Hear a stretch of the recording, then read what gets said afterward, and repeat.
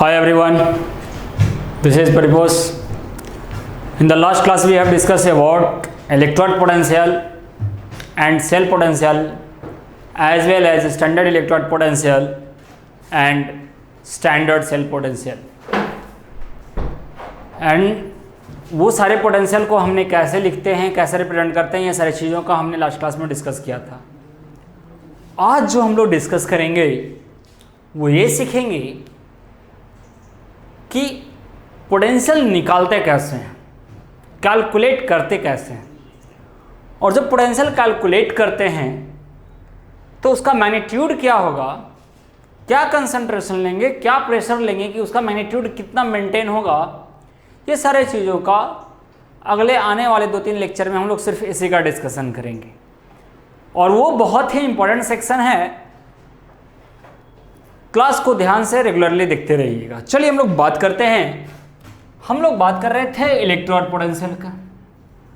हम लोग बात कर रहे थे इलेक्ट्रोड पोटेंशियल का कि इलेक्ट्रोड पोटेंशियल जो है वो कैसे लिखते हैं. ये लास्ट क्लास में हमने बात किया था. आज हम लोग सीख रहे हैं कि इलेक्ट्रोड पोटेंशियल निकालते कैसे हैं, how to calculate electrode potential. तो electrode potential is always calculated, या अगर हम इसको थोड़ा सा और एलाबरेट करते हैं, थोड़ा सा और मज़ेदार बनाते हैं, तो देखा जाए तो कहते हैं कि सेल पोटेंशियल जो है, सेल पोटेंशियल जो हम लोग निकालते हैं वो किससे निकालते हैं, तो इलेक्ट्रोड पोटेंशियल से निकालते हैं. किससे कैलकुलेट करते हैं, तो इलेक्ट्रोड पोटेंशियल से कैलकुलेट करते हैं. और ये जो इलेक्ट्रोड पोटेंशियल कैलकुलेट किया जाता है वो किससे कैलकुलेट किया जाता है, तो ये इलेक्ट्रोड पोटेंशियल जो है स्टैंडर्ड इलेक्ट्रोड पोटेंशियल से कैलकुलेट किया जाता है. स्टैंडर्ड इलेक्ट्रोड पोटेंशियल से कैलकुलेट किया जाता है. अगर हम इसको ई सेल बोल रहे थे तो ये था हमारा E, तो ये हमारा हो गया था E0. अब अगर हम बात करें कि ये जो स्टैंडर्ड इलेक्ट्रोड पोटेंशियल है किसी भी मेटल रॉड के लिए, वो कहाँ से निकालते हैं, तो वो जब भी निकालते हैं तो बाई यूजिंग क्या यूज करेंगे, तो by using standard hydrogen electrode. Standard hydrogen electrode.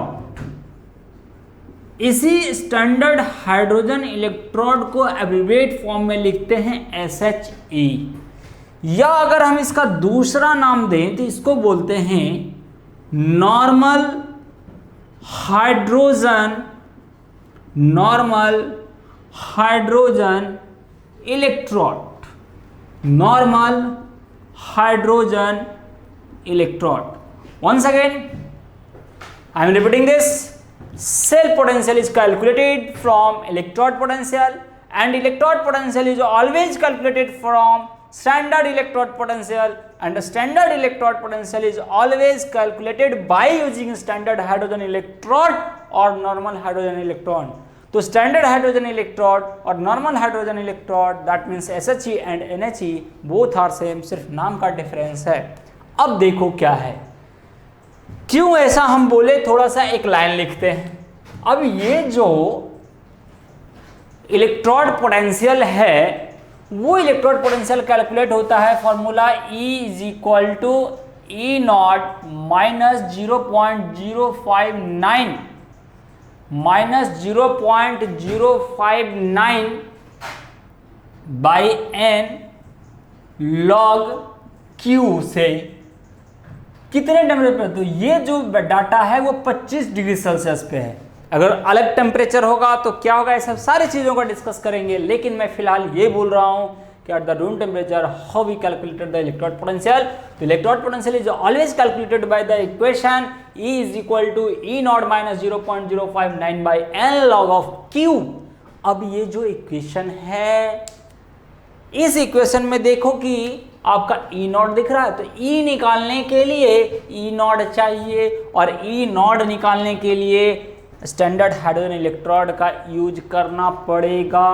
तो सबसे पहले जो हम लोग जानेंगे, सीखेंगे, पता करेंगे कि स्टैंडर्ड हाइड्रोजन इलेक्ट्रोड क्या है। जब ये जान जाएंगे तो ये निकालने आ जाएगा, और ये निकालने आ जाएगा तो फिर इसके केस में हम इस इक्वेशन का यूज करके निकाल सकते हैं, और जब ये निकाल लेंगे तो ये तो आसानी से निकाल सकते हैं। तो एक ऑर्डर है, एक मैनेजमेंट है निकालने का। इस मैनेजमेंट को, इस ऑर्डर को अपने माइंड में एकदम सेट कर लो, ठीक है। अब क्या है, इस इक्वेशन का जो नाम है वो मैं बता दे रहा हूं आपको। इस इक्वेशन को बोलते हैं नस्ट इक्वेशन, और ये बहुत ही इंपॉर्टेंट इक्वेशन है, वेरी इंपॉर्टेंट इक्वेशन है। लगभग हर एक एग्जाम में इस इक्वेशन से न्यूमेरिकल्स आते हैं, जिसका हम डिस्कशन करेंगे, वन बाय वन करेंगे। फिलहाल हम लोग जो बात करने वाले हैं वो बात करने वाले हैं स्टैंडर्ड हाइड्रोजन इलेक्ट्रॉन का। क्यों बात करेंगे इसका, मैं फिर से रिकॉल कर रहा हूँ। सेल पोटेंशियल निकालने के लिए मुझे इलेक्ट्रोड पोटेंशियल चाहिए, और इलेक्ट्रोड पोटेंशियल निकालने के लिए स्टैंडर्ड इलेक्ट्रोड पोटेंशियल चाहिए, और स्टैंडर्ड इलेक्ट्रोड पोटेंशियल निकालने के लिए स्टैंडर्ड हाइड्रोजन इलेक्ट्रोड की आवश्यकता पड़ेगी। तो मुझे ये जानना पहले जरूरी है कि स्टैंडर्ड हाइड्रोजन इलेक्ट्रोड होता क्या है। तो चलिए हम लोग देखते हैं कि स्टैंडर्ड हाइड्रोजन इलेक्ट्रोड होता क्या है, इसकी बात करेंगे। तो अगर इसका देखा जाए तो बहुत ही इंपॉर्टेंट चीज है। अब देखो, कोई भी इलेक्ट्रोड, मैंने आपको बताया था कि एक इलेक्ट्रोड, मतलब इलेक्ट्रोड जो है वो दो टाइप का होता है। मैंने आपको बताया था कि इलेक्ट्रोड जो है वो दो टाइप का होता है। इलेक्ट्रोड जो है वो दो टाइप का होता है। एक एनोड होता है, एक एनोड होता है, दूसरा कैथोड होता है।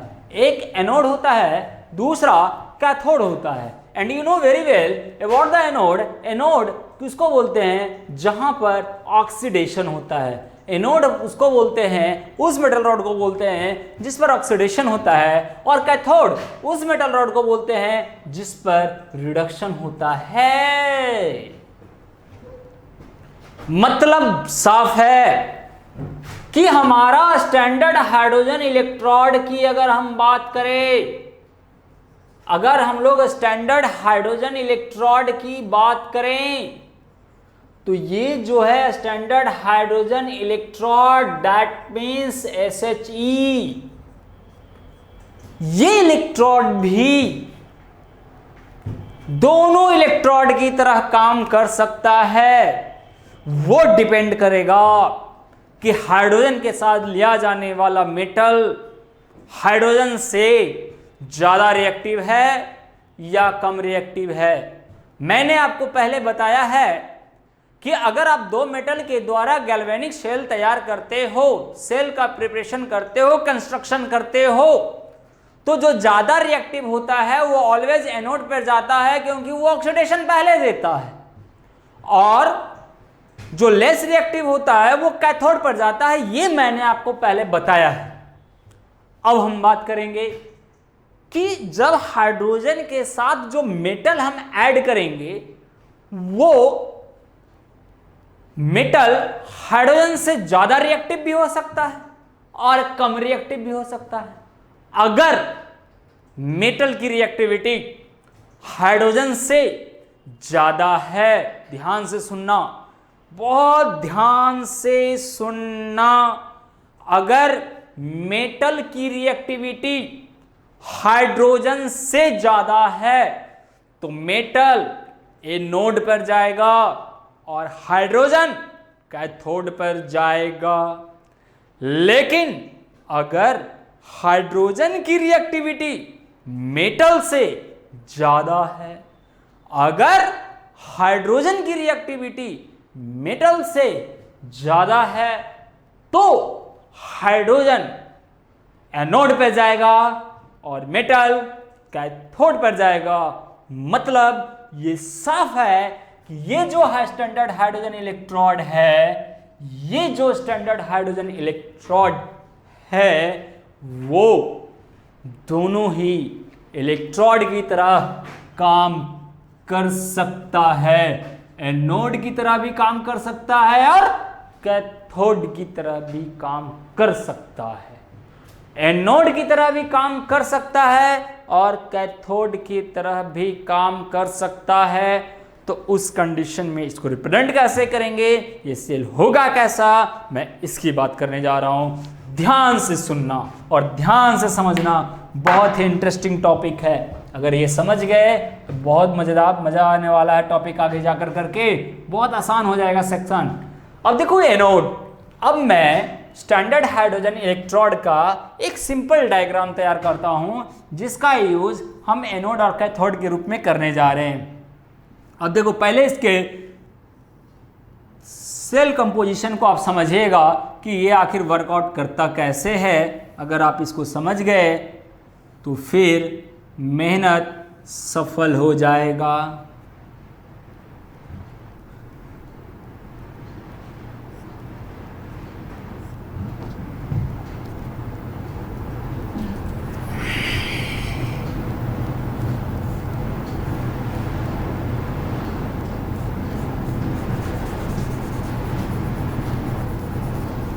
चलिए आप लोग भी डेंटिंग पेंटिंग साथ में करते रहिए, मज़ा आएगा। थोड़ा बहुत तो डेंटिंग पेंटिंग करना ही पड़ेगा। सजावट जैसे आप लोग पार्टी में जाने के लिए सजते हैं वैसे इसकी भी सजावट की ज़रूरत होती है। तो चलिए हम लोग बात करते हैं। अब देखो क्या है ना कि मैं आपको बोला था कि इस केस में ये ध्यान रखना होता है, इस केस में ये ध्यान रखना होता है कि आप जो है आप उसी सॉल्ट सॉल्यूशन यूज कीजिए जिसका आप इलेक्ट्रोड बनाना, जिस मेटल को लेते हैं उसी का सॉल्ट सॉल्यूशन। अगर हम यहाँ हाइड्रोजन की बात करें तो हाइड्रोजन इस केस में क्या हो सकता है, हाइड्रोजन इन भी कर सकता है और आउट भी कर सकता है। हाइड्रोजन गैस है यहाँ पे, और जब भी करना है तो उसके लिए प्रेशर 1 atm होना चाहिए। और ये जो है हमारा तो डेफिनेटली हाइड्रोजन है, तो उसके करस्पॉन्डिंग एक इलेक्ट्रोलाइट लेंगे। Electrolyte should be strong like HCl aqueous solution and hydrochloric acid is very strong acid. Now this is platinum wire. ये जो है आपका प्लेटिनम वायर है, आपको याद होगा मैंने बोला था platinum electrode is inert electrode. Platinum and graphite electrode is inert electrode, never participate in the chemical reaction but only है ना helpful for the gas that behave as electrode। तो हाइड्रोजन भी एक इलेक्ट्रोड होगा लेकिन प्लेटिनम के help से होगा, और प्लेटिनम जो होगा यहाँ पर वो इनर्ट होता है, रिएक्शन में पार्टिसिपेट नहीं करता है। ये आपको पहले मैं बता चुका हूँ। और ये जो देख रहे हो this is called platinum black. Platinum black का मीनिंग क्या है, what is the meaning of platinum black? तो कहता है कि जब प्लैटिनम के सरफेस पर, प्लैटिनम मेटल के सरफेस पर प्लैटिनम का ही पाउडर चढ़ा देते हैं तो उसको बोलते हैं प्लैटिनम ब्लैक। And why? अब कहता है कि हाइड्रोजन के साथ प्लैटिनम क्यों यूज किया गया। ये सब बहुत मजेदार क्वेश्चन है कि हाइड्रोजन के साथ इस प्लैटिनम को हमने सामने क्यों लाया, what is the reason of that? तो there is only one reason कि platinum is good adsorber of gas like hydrogen, chlorine. That's why platinum electrode is used with hydrogen gas in SHE। Platinum का use क्यों किए? तो platinum क्या है, good एडजॉर्बर है। यही वजह है कि प्लेटिनम का यूज हम लोग स्टैंडर्ड हाइड्रोजन इलेक्ट्रोड में हाइड्रोजन के साथ किया गया है, जिससे कि ये प्लेटिनम इस हाइड्रोजन को आसानी से एडजॉर्ब कर ले। अब क्या होगा, अब ये जो फंक्शन है, ये कंस्ट्रक्शन है SHE का, अब मैं इसको यहाँ पे अप्लाई करने जा रहा हूँ। ध्यान से देखिएगा कि वर्कआउट कैसे करेगा। डायग्राम बहुत छोटा बनाऊंगा, बहुत बड़ा नहीं, बहुत छोटा सा डायग्राम, बहुत छोटे छोटे डायग्राम, क्योंकि जितना बड़ा मेरा पेज, मेरे पास एक पेज, आपके पास हो सकता है ज़्यादा पेज हो, तो मेरे पास जितनी फैसिलिटी है, संसाधन है, रिसोर्सेज है, मैं उसी रिसोर्स का यूज़ करने जा रहा हूँ। तो चलिए, अब क्या है कि ये है आपका इस तरह से, और ये आपका था प्लेटिनम ब्लैक। अब मैं बार बार नहीं बोलूँगा, डेंटिंग पेंटिंग करते रहोगे साथ में, है ना। और इस तरह से रहेगा, और ये आपका रहेगा इस तरह से,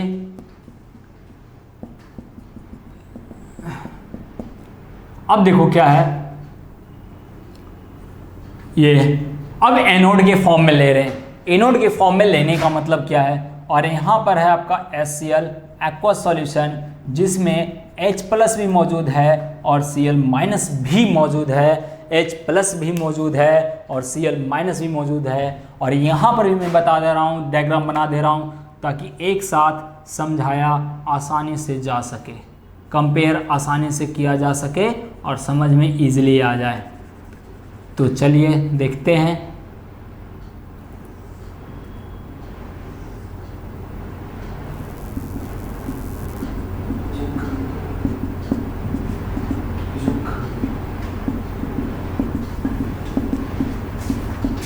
ये इस तरह से कंस्ट्रक्शन मैं उधर कर दिया हूं। अब चलो ध्यान दो, ये एनोड के रूप में और ये कैथोड के रूप में है। मैं इसको एक्सप्लेन करने जा रहा हूं, ध्यान दीजिएगा।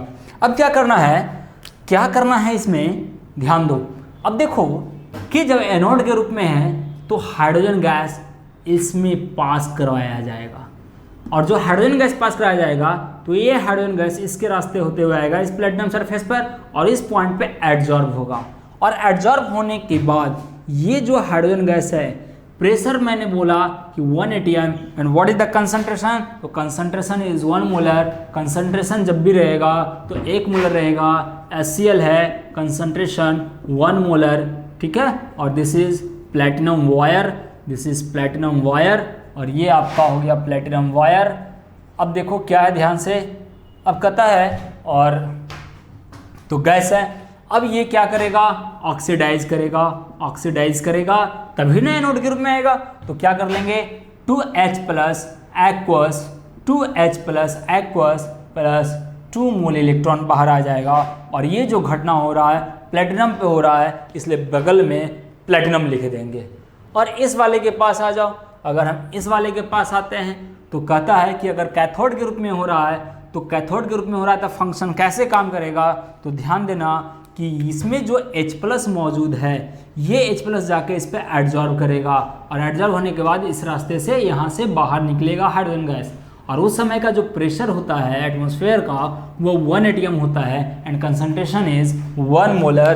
तो इस सिचुएशन में फिर जो होगा कि ये जो H+ है एक्वस फेजेस में bye gaining the 2 mole electron converts into H2 gas at platinum surface. जो भी घटना हो रहा है, गैस बाहर निकल रहा है तो प्लेटिनम के मदद से निकल रहा है, ऑक्सीडाइज कर रहा है तो प्लेटिनम के मदद से हो रहा है, और यहाँ पर जो हो रहा है वो रिडक्शन हो रहा है, ठीक है। तो इस प्रकार से ये प्रोसेस चला।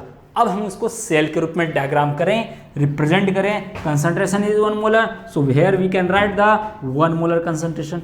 अब कहता है कि और प्रेशर जो है 1 atm है, प्रेशर जो है वो आपका 1 atm है। चूँकि स्टैंडर्ड में मैंने बोला था what is the meaning of standard state, तो मैंने बोला था कि temperature should be 25 degree Celsius, pressure should be 1 atm, concentration of the electrolyte should be 1 molar, that is called standard state for the reaction. So here जो यहाँ जो घटना घट रहा है, ये जो भी हम बात कर रहे हैं वो 25 डिग्री सेल्सियस पे बात कर रहे हैं, क्योंकि हम लोग स्टैंडर्ड हाइड्रोजन इलेक्ट्रोड की बात कर रहे हैं। So temperature should be 25 degree Celsius, हम लोग इसकी बात कर रहे हैं। So here how can we write the cell representation कैसे लिख सकते हैं। तो चूंकि ऑक्सीडेशन हो रहा है तो ऑक्सीडेशन के फॉर्म में अगर लिखेंगे तो क्या लिखेंगे, तो आपको मैंने बताया था PtH2 गैस, PtH2 गैस। और आपको याद होगा मैंने प्रैक्टिस किया था, इस पर हम लोगों ने किया था 1 atm।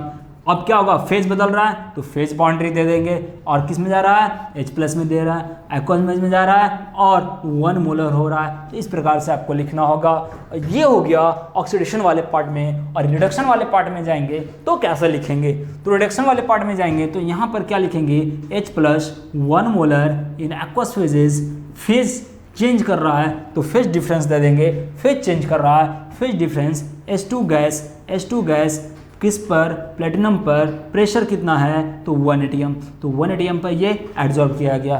तो इस प्रकार से हम कह सकते हैं कि स्टैंडर्ड हाइड्रोजन इलेक्ट्रोड और को हम एनोड के रूप में भी यूज कर सकते हैं और कैथोड के रूप में भी यूज कर सकते हैं। नाउ हियर अब हम बात करें तो कहता है कि ये जो स्टैंडर्ड हाइड्रोजन इलेक्ट्रोड है ये जो स्टैंडर्ड हाइड्रोजन इलेक्ट्रोड है ये यूज होता है तो use as reference electrode, use as reference electrode. जिस प्रकार से नंबर का रेफरेंस 0 होता है, याद करो मैंने बोला था कि नंबर का रेफरेंस 0 होता है, ठीक उसी प्रकार से हम लोग जब कल इलेक्ट्रोड पोटेंशियल निकाल रहे थे पिछले वाले लेक्चर में, तो हम लोग देखे थे कि रेफरेंस के तौर पे सॉल्यूशन को लिया गया था और आईपीएससी रिकमेंड कर दिया रेफरेंस के तौर पर लेकर करके कि भाई आप उसका पोटेंशियल 0 ले लीजिए। यहाँ भी एक इलेक्ट्रोड का दूसरे इलेक्ट्रोड के रेस्पेक्ट में चूंकि पोटेंशियल निकालना है तो हाइड्रोजन जो यूज हुआ एक रेफरेंस इलेक्ट्रोड के तौर पे यूज हो रहा है, और चूंकि रेफरेंस इलेक्ट्रोड के तौर पे यूज हो रहा है इस वजह से इसका पोटेंशियल जब भी लिखेंगे ई नॉट का वैल्यू तो 0 वोल्ट, जब भी लेंगे 0 वोल्ट किसके अनुसार, तो यहाँ पर भी अपना टांग अड़ा दिया आईपीएससी कि भाई मानिए आप इसको रेफरेंस इलेक्ट्रोड मानिए और मानिए रेफरेंस, जिससे कि इलेक्ट्रोड का पोटेंशियल कैलकुलेट करने में कोई दिक्कत ना हो। सो यहाँ से आईपीएससी अपना टांग अड़ा करके ये बोलता है कि भाई आपका स्टैंडर्ड हाइड्रोजन इलेक्ट्रोड जो है एक रेफरेंस इलेक्ट्रोड है, और चाहे वो कैथोड के रूप में आए चाहे वो एनोड के रूप में आए, जिस रॉड के रूप में भी आए डजंट मैटर सिर्फ एक है कि अगर कंडीशन स्टैंडर्ड है तो आप उसका पोटेंशियल हमेशा for the hydrogen electrode always 0 लेंगे। सो यहाँ अगर हम बात करें तो ई नॉट कहाँ से कहाँ, तो H2 से H+, तो कितना हो जाएगा 0 वोल्ट, कितना वोल्ट 0 वोल्ट और 0 वोल्ट। ये जो हम लोग लिखे हैं रेफरेंस इलेक्ट्रोड, तो किसके अनुसार यहाँ एक वर्ड लगा दो अकॉर्डिंग टू आईपीएससी। तो यहाँ पर भी अगर हम बात कर लेते हैं तो यहाँ पर भी ई नॉट अब क्या देखो यहाँ पर ऑक्सीडेशन फॉर्म में था इसलिए मैंने ऑक्सीडेशन फॉर्म में लिखा, या रिडक्शन फॉर्म में लिखेंगे तो क्या लिखेंगे रिडक्शन फॉर्म में, तो H+ से H2 कन्वर्ट कर गया तो इस वाले का भी 0 वोल्ट लिखेंगे। तो आप हाइड्रोजन को एक एनोड इलेक्ट्रोड के रूप में यूज कीजिए एज ऑक्सीडेशनल फॉर्म, और या फिर कैथोड के फॉर्म में मतलब रिडक्शनल फॉर्म में यूज कीजिए। फॉर्म चाहे कुछ भी हो, पोटेंशियल स्टैंडर्ड जो होगा हाइड्रोजन का, that means standard hydrogen electrode का पोटेंशियल जो होगा वो हमेशा और हमेशा 0 होगा, बड़ा सा लड्डू होगा, ध्यान रखिएगा। तो इस तरह से हमारा स्टैंडर्ड हाइड्रोजन इलेक्ट्रोड आज खत्म होता है। इसमें कुछ इंपॉर्टेंट पॉइंट है, मैं उसकी बात करने जा रहा हूँ, ध्यान दीजिएगा। होप सो ये क्लियर होगा कि नहीं का कोई क्वेश्चन है तो आप पूछ लीजिए। घुमाइए, चलिए मैं क्वेश्चन पढ़ लेता हूं। हाँ, पहला क्वेश्चन है सर HCl के जगह कोई दूसरा ले सकते हैं? ऑफ कोर्स ले सकते हैं। वो स्ट्रॉन्ग अगर है, हमारा स्ट्रॉन्ग एसिड है तो आप लीजिए। स्ट्रॉन्ग इसलिए लेते हैं कि रिजल्ट में किसी तरह का डिमेरिट ना आए, इसलिए हम लोग क्या करते हैं स्ट्रॉन्ग इलेक्ट्रोलाइट का सिलेक्शन करते हैं। तो आप स्ट्रॉन्ग लीजिए, कहीं कोई प्रॉब्लम नहीं है, ठीक है। और दूसरा कहता है ओके, अब तो ठीक है, कोई दिक्कत नहीं होना चाहिए।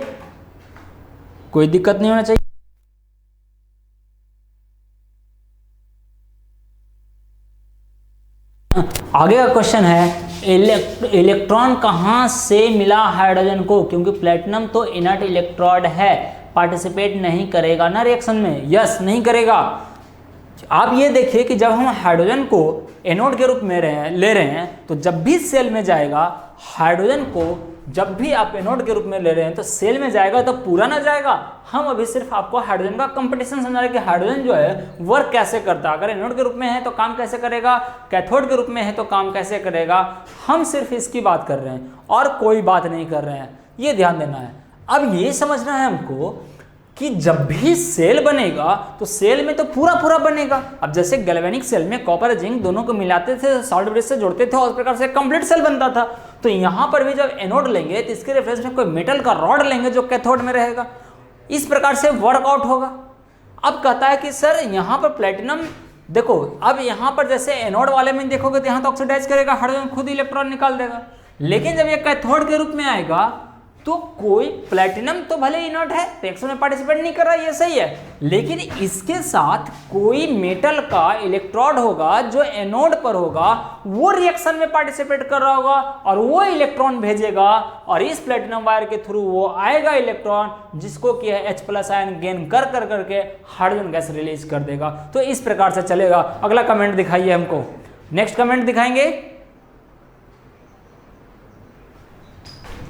कमेंट बंद दिखाओ पहले, कहाँ दिया है सर, ये क्लिक करना सर, चलो हम इस साइड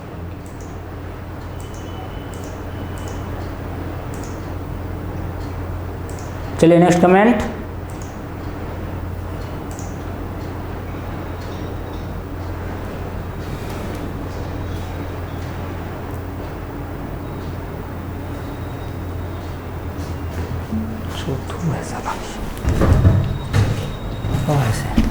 अब हम लोग बात आगे करते हैं। चलिए आगे कोई कमेंट नहीं है तो चलिए हम लोग देख लिए, तो आगे बढ़ते हैं और आगे का टॉपिक है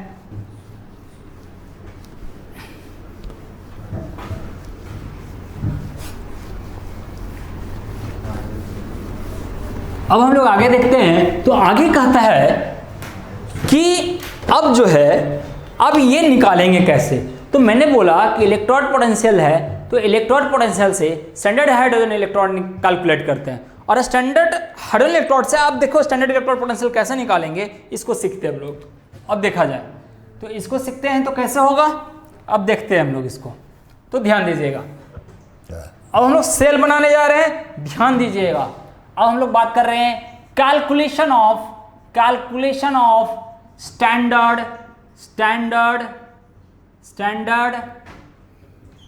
इलेक्ट्रोड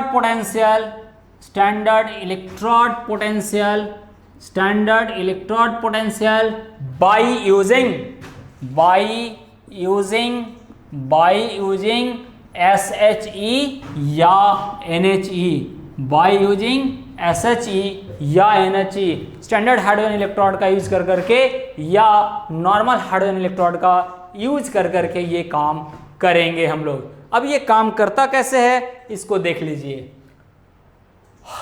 देखिए अगर हम समझिएगा, कहता है कि दो बात करते हैं। इफ अगर हम SHE को कैथोड के रूप में ट्रीट करते हैं, अब हम कैसे करते हैं तो देखो कंसिडर कर लेते हैं जिंक और हाइड्रोजन का। मैंने आपको बताया था कि zinc is more reactive than hydrogen, तो zinc is more reactive than hydrogen, तो जिंक मोर रिएक्टिव है, जिंक जो है वो मोर रिएक्टिव है, और हाइड्रोजन क्या है दूसरे रेस्पेक्ट में, लेस रिएक्टिव है। जिंक मोर रिएक्टिव है, हाइड्रोजन लेस रिएक्टिव है। जो मोर रिएक्टिव है वो ऑक्सीडेशन देगा, जो लेस रिएक्टिव है वो रिडक्शन देगा, जो ऑक्सीडेशन देगा वो एनोड पर जाएगा, जो रिडक्शन देगा वो कैथोड पे जाएगा, तो जिंक एनोड पे जा रहा है, और हाइड्रोजन कैथोड पे जा रहा है। वर्कआउट कैसे होगा इसको समझिएगा। अब देखिए तो कहता है कि इस हिसाब से अगर हम बात करें ऑक्सीडेशन हाफ सेल रिएक्शन की बात करें, तो ऑक्सीडेशन हाफ सेल रिएक्शन क्या लिखिएगा, तो ऑक्सीडेशन, तो जिंक चला जाएगा ऑक्सीडेशन में, तो जिंक सॉलिड हो गया, कन्वर्ट कर जाएगा Zn2 प्लस एक्वस फॉर्म में प्लस 2 मोल इलेक्ट्रॉन, और रिडक्शन हाफ सेल रिएक्शन क्या हो जाएगा, तो रिडक्शन हाफ सेल होगा, क्योंकि हाइड्रोजन तो रिडक्शन पे जा रहा है, तो ये कैसे वर्कआउट होगा, तो H प्लस एक्वस फॉर्म में है, ये क्या करेगा 2 मोल इलेक्ट्रॉन गेन कर करके H2 गैस में कन्वर्ट होगा, और जब भी एडजॉर्ब होगा प्लेटिनम पर एट 1 एटीएम। चूंकि हम लोग स्टैंडर्ड हाइड्रोजन इलेक्ट्रोड की बात कर रहे हैं, so concentration of Zn2 plus is also 1 molar, और H प्लस का भी होगा 1 मोलर, बोथ आर 1 मोलर। तो सेल रिएक्शन क्या हो जाएगा, तो सेल रिएक्शन आप लिख लेंगे, तो सेल रिएक्शन लिखेंगे क्या, अब देखो ये से ये दोनों कैंसिल आउट, तो सेल रिएक्शन क्या हो जाएगा Zn solid plus 2H plus aqueous with concentration 1 molar converts into Zn2 plus Zn2 plus aqueous at 1 molar concentration plus H2 gas liberated at platinum in presence of 1 atm pressure। तो ये हो गया cell reaction. तो cell कैसे लिखाएगा, cell कैसे बनाएंगे, तो cell हम लोग लिखेंगे इसका क्या, तो देखो मैंने आपको बताया था कि ऑक्सीडेशन वाला को एक पार्ट में ले जाकर लिख दो, रिडक्शन वाले को एक पार्ट में लिखो। तो ये देखो ये वाला पार्ट जो है ऑक्सीडेशन वाला पार्ट है और ये वाला जो पार्ट है वो रिडक्शन वाला पार्ट है। तो इसको आप यूज कर लो। तो कैसे यूज करेंगे, तो आप देखेंगे कि Zn सॉलिड है ना, रिएक्टेंट प्रोडक्ट आपको बताया गया था लिखने के लिए। तो Zn2 प्लस एक्वस है ना, सॉल्ट ब्रिज, क्योंकि बिना सॉल्ट ब्रिज का ही बनाना नहीं है हम लोग, सॉल्ट ब्रिज रहेगा। गैल्वेनिक सेल पढ़े थे, उसी तरह से सेम वही चीज चल रहा है, नया बात कुछ नहीं है। तो क्या हो जाएगा, H plus aqueous converts into H2 gas at platinum surface at 1 atm। तो इस तरह से चला जाएगा हमारा। अब कहता है कि ये 1 मोलर है और ये भी कितना है, 1 मोलर कंसंट्रेशन है। तो ये कंडीशन है। तो ये बन गया सेल। अब इसके लिए सेल पोटेंशियल कैसे निकालेंगे, तो आपको याद होगा मैंने बोला था कि स्टैंडर्ड, अब देखो ये कंप्लीट सेल बना तो ई नॉट सेल, अब E naught cell is equal to आप पढ़े थे E naught right minus E naught left, या इसी को हम लिखते हैं राइट मतलब कैथोड, तो ई नॉट कैथोड और माइनस ई नॉट एनोड, ये भी लिख सकते हैं। अब ये जो था, अब कहता है कि जब सेल लगाओगे, तो मैंने आपको बोला था कि जब भी सेल लगाएंगे पोटेंशियल कैलकुलेट करने के लिए वोल्ट मीटर ऐड करते हैं। अब वोल्ट मीटर का काम क्या होता है, पोटेंशियल कैलकुलेट करके रीडिंग करके दे देगा आपको। तो बाय यूजिंग वोल्ट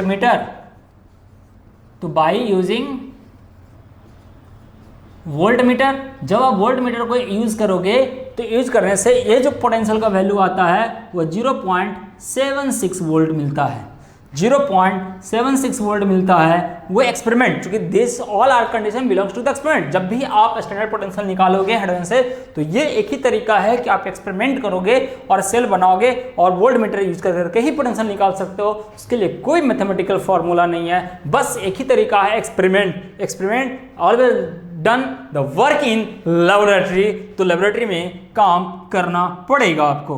तो राइट वाले में क्या है, तो देखो ये वाला सेक्शन जो है, ये जो है आपका ये वाला पार्ट जो है वो लेफ्ट वाला है और ये वाला जो पार्ट है वो आपका राइट वाला पार्ट है।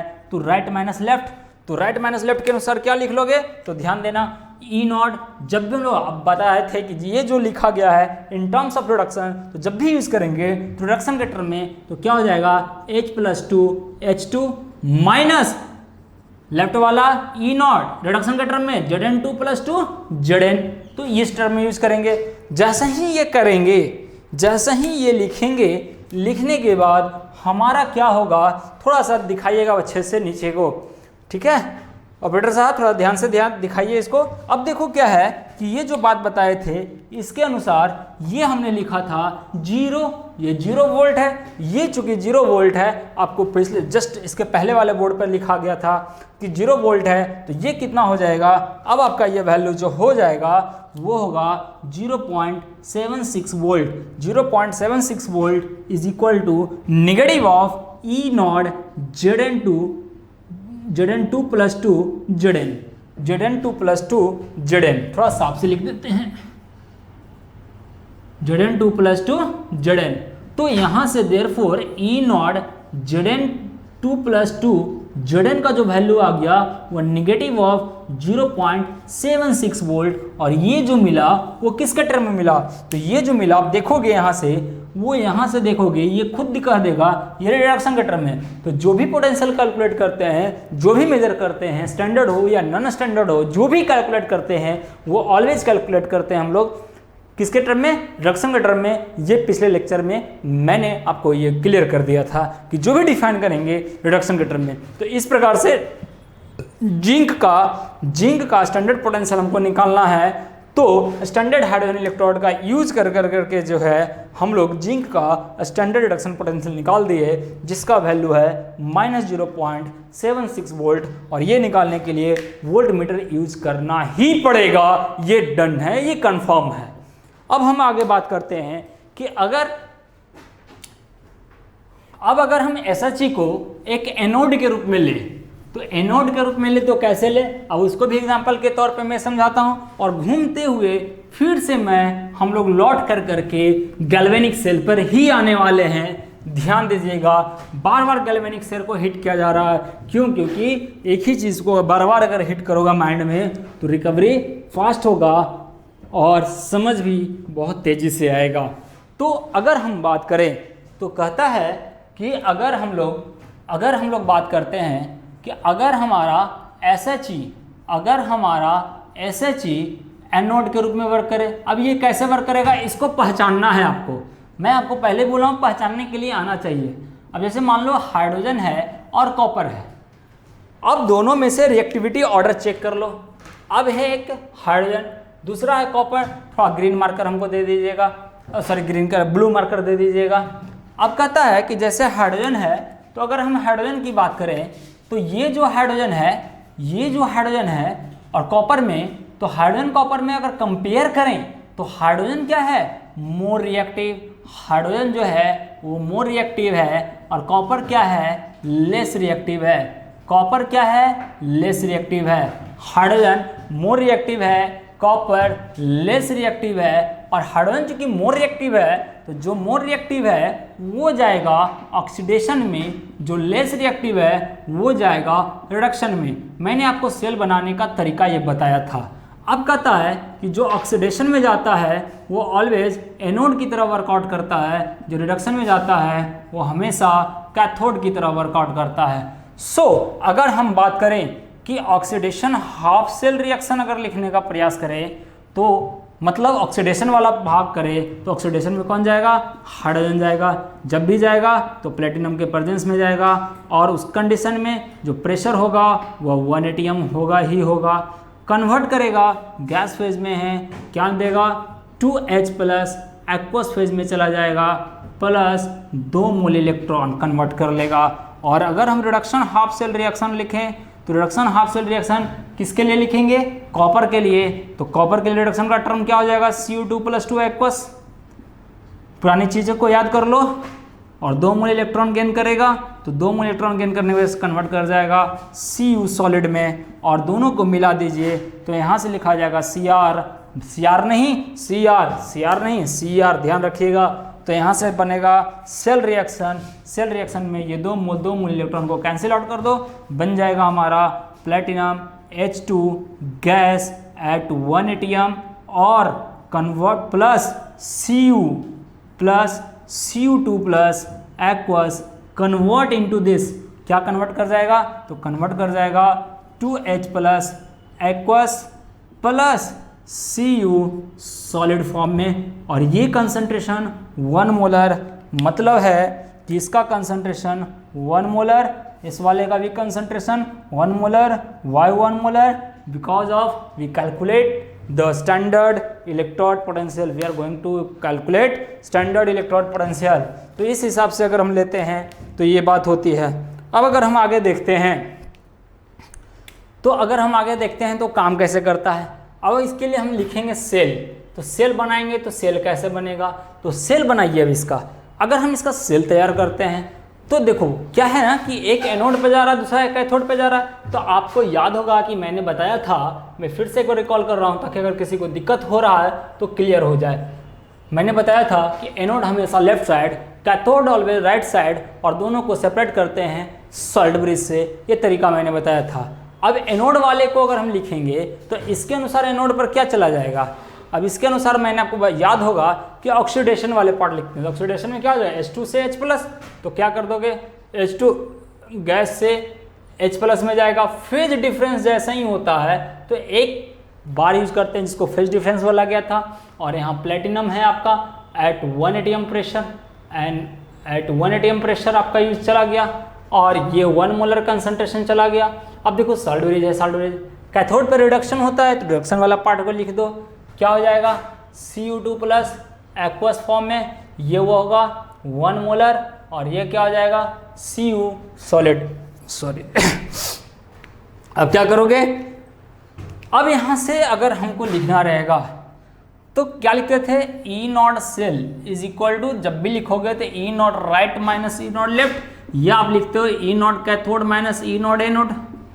अब देखो ये वाला जो पार्ट है वो आपका क्या है, एनोड वाला पार्ट है, ऊपर भी लिख दिए हैं, और ये वाला पार्ट है जो है कैथोड वाला पार्ट है। लेकिन जब भी रिप्रेजेंट करेंगे तो किसके टर्म में, इन टर्म्स ऑफ रिडक्शन। जब भी बात करेंगे तो इन टर्म्स ऑफ रिडक्शन, तो by using galvanic voltmeter, by using volt meter, जब हम लोग एक्सपेरिमेंट में जाएंगे और वोल्ट मीटर का यूज़ करेंगे तो इसके आधार पर इस सेल के लिए, इस कंपोजिशन के लिए अगर वोल्ट मीटर यूज होता है तो उसका वैल्यू मिलता है प्लस 0.34 वोल्ट कैलकुलेट किया गया है इसका वैल्यू।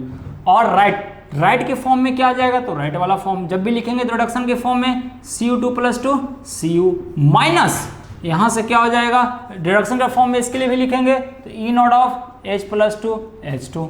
अब देखो आपको भी मैंने बताया था कि अकॉर्डिंग पीएससी का ऑर्डर फॉलो करना है रेफरेंस इलेक्ट्रोड के तौर पे, तो ये 0 होता है, और जब ये 0 होता है तो ये कितना हो गया, plus 0.34 volt is equal to E naught Cu2 + 2 Cu। तो इस प्रकार से ई नॉट Cu2 + 2 Cu का जो वैल्यू आ गया वो कितना आ गया, प्लस 0.34 वोल्ट।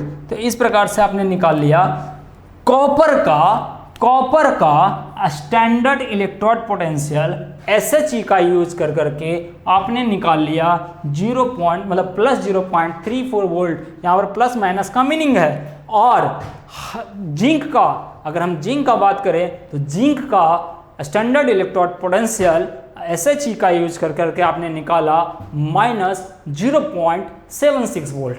अब हम चलते हैं कि अगर हम कॉपर और जिंक को जोड़ते हैं तो हमारा बनता है गैल्वेनिक सेल।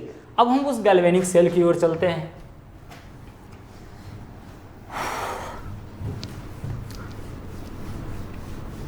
अब हम गैल्वेनिक सेल की ओर चलते हैं। तो गैल्वेनिक सेल क्या कहता है, अब जरा देखो गैल्वेनिक सेल को, इन गैल्वेनिक सेल। अब गैल्वेनिक सेल आप क्या लिखते थे, अब हम गैल्वेनिक सेल को देखें तो गैल्वेनिक सेल के अनुसार आप लिखते हो कि जिंक और कॉपर का गैल्वेनिक सेल हमने बनाया था। जिंक और कॉपर वाले का आपको याद होगा, जिसमें मैंने बोला था कि ये एनोड पर जाता है और ये कैथोड पर जाता है, अगर पुरानी बातें याद होगी तो। अब मैं यहाँ उतना फिर से नहीं तोड़ने जा रहा हूँ, बस डायरेक्ट लिखने जा रहा हूँ कि सेल यहाँ से क्या लिखा जाएगा। तो सेल हमारा होता है था Zn solid 2 Zn2 + aqueous, ठीक है। और सॉल्ट ब्रिज, और इसका क्या लिखते थे, Cu2 + 2 aqueous, Cu2 + 2 aqueous और Cu सॉलिड, ये आपका सेल था। क्योंकि सेल रिएक्शन अगर हम आप इसका लिख लेंगे तो सेल रिएक्शन क्या लिखेंगे, यही ना लिखेंगे, Zn solid 2 Cu2 + aqueous convert into Zn2 + aqueous + Cu solid, यही था हमारे पास। अब जरा देखो यहाँ पर कि अगर चूंकि हम निकाल रहे हैं स्टैंडर्ड इलेक्ट्रोड पोटेंशियल, हम लोग बात करने जा रहे हैं स्टैंडर्ड इलेक्ट्रोड पोटेंशियल के लिए, तो कंसंट्रेशन शुड बी 1 मोलर। यहाँ प्रेशर की बात नहीं करेंगे क्योंकि कोई गैस कंसिडर नहीं किया गया है। और अब देखो चूंकि ये वाला पार्ट एनोड पर है और ये वाला पार्ट कैथोड पर है, और आपको अभी अभी आपने कैलकुलेट किया है, अभी आपने इसको कैलकुलेट किया कि एनोड वाले के केस में आपने निकाला है वैल्यू, एनोड वाले के केस में आपने जो वैल्यू कैलकुलेट किया है वो निकाला है E naught Zn2 + 2 Zn reduction के टर्म में, always use in reduction term, minus 0.76 volt आपने कैलकुलेट किया। और इसके लिए जो आपने कैलकुलेट किया E naught Cu2 + 2 Cu is equal to plus 0.34 volt आपने ये कैलकुलेट किया। तो अगर हम गैल्वेनिक सेल के लिए बोले ई नॉट सेल तो क्या लिख लेंगे, E naught right minus E naught left. अब देखो राइट में कौन है, तो राइट में कैथोड वाला है, तो इसके लिए लिख लेते हैं। तो जब भी लिखना है रिडक्शन के टर्म में लिखेंगे तो E naught Cu2 + 2 Cu minus इसके लिए क्या हो जाएगा, E naught of Zn2 + 2 Zn reduction के टर्म में चला जाएगा। अब जरा देखो इस कॉपर वाले का वैल्यू कितना है, तो प्लस 0.34 माइनस जिंक वाले का क्या हो जाएगा 0.76। अब इसको कर लो तो 0.34 + 0.76 इतना वोल्ट में चला जाएगा।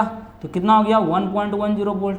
तो गैल्वेनिक सेल कौन सा गैल्वेनिक सेल, तो जो गैल्वेनिक सेल किससे बना है, तो जो गैल्वेनिक सेल कॉपर और जिंक से बना है, जो गैल्वेनिक सेल जिंक और कॉपर से बना है उसका सेल पोटेंशियल जो होगा, स्टैंडर्ड सेल पोटेंशियल नहीं, स्टैंडर्ड सेल पोटेंशियल जो होगा वो 1.10 वोल्ट होगा। वो याद रखना, जो डाटा दिए हैं यहाँ पर वो डाटा याद रखना। Standard reduction potential of zinc is -0.76 volt. Standard electrode potential of copper is +0.34 volt and standard cell potential of the galvanic cell formed by the zinc and copper is 1.10 volt, and standard electrode potential is always calculated by using the standard hydrogen electrode।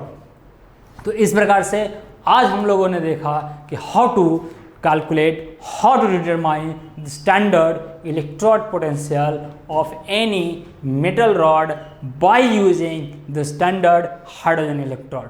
अगले lecture में हम लोग ये देखेंगे कि electrode potential कैसे निकालते हैं, लेकिन पहले प्रयास करेंगे कुछ कंसेप्चुअल ऑब्जेक्टिव क्वेश्चंस करवा दिया जाए, जिससे आपको आगे और आपका एक कॉन्फिडेंस बिल्डअप हो और आगे समझने में आसानी हो जाए। तो होप सो आज का लेक्चर क्लियर होगा। क्या किन्हीं का क्वेश्चन आया है? यस, क्वेश्चन दिखाइए। चलिए क्वेश्चन दिखाइए।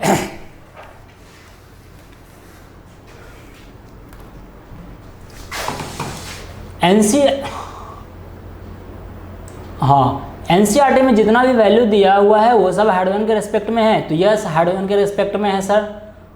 सीआर नहीं, सीआर का मतलब क्या है? सीआर का मतलब होता है सेल रिएक्शन। मैंने आपको बताया था, यहाँ पर जो C.R लिखा गया है वो सेल रिएक्शन था।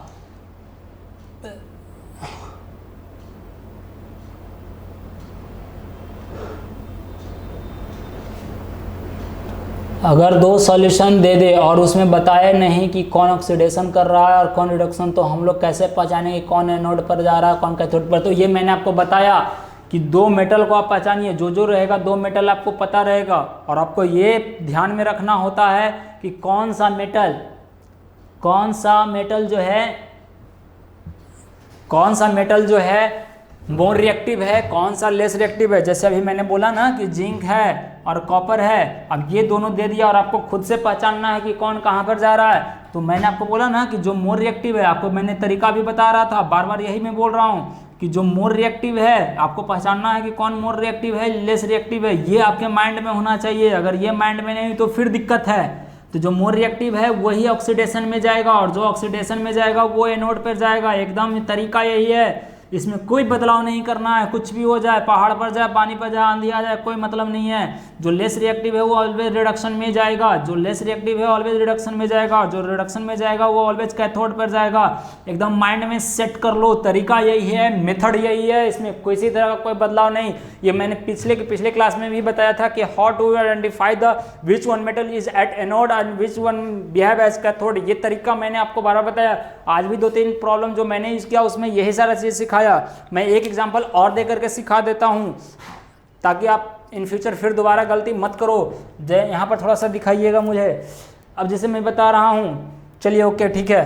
तो अब अगर हम लोग देखते हैं फॉर एग्जांपल, अब जैसे मान लो 2 मेटल लेते हैं। क्या मेटल लेते हैं, ध्यान दीजिए।